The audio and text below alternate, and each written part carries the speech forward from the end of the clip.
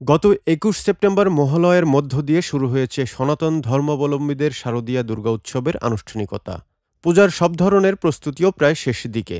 জেলায় এবছর ২২৪টি মণ্ডপে পূজা অনুষ্ঠিত হবে।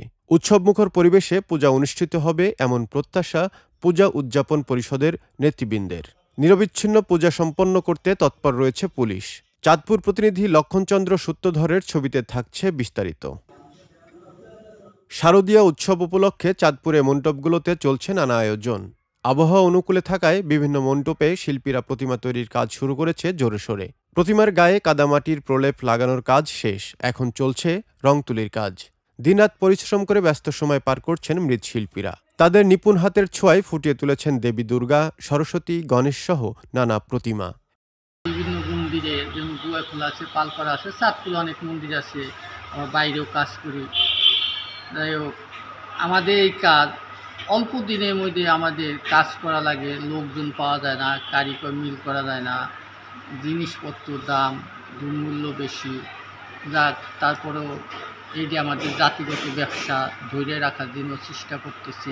মানে আরও কিছু কাজ আছে, এই কাজগুলো এই পূজার আগেই আমরা যেভাবে কষ্ট হোক মানে অনেক রাজ্যে কাজ করতে হয়। এবছর পূজার আগমন হবে গজে আর গমন হবে দোলায়। তবে শান্তিপূর্ণ পূজা উদযাপন করা নিয়ে সংশয়ের কথা জানালেন অনেক পূজারী। এবছরও যাতে আমাদের নির্বিঘ্নে আমরা পূজা করতে পারি, প্রশাসন হতে শুরু করে রাজনীতি ব্যক্তিত্ব সবার সহযোগিতা কামনা করছি। অশুভ শক্তি বিনাশ আর সাধুগণের মুক্তির জন্য দুর্গাপূজা করা হয় বলে জানান পৌরোহিত, ব্রাহ্মণ ও পূজারীবৃন্দ।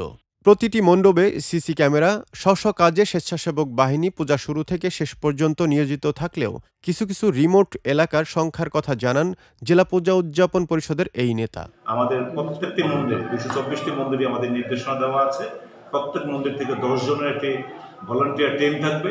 এই ভলান্টিয়ার টিমের নাম আমাদের স্ব থানায় প্রদান করা হবে আগে, এবং এই ভলান্টিয়ার টিম তার পূজার মণ্ডপের ভিতরে তারা তাদের নিরাপত্তার বিধান করবে।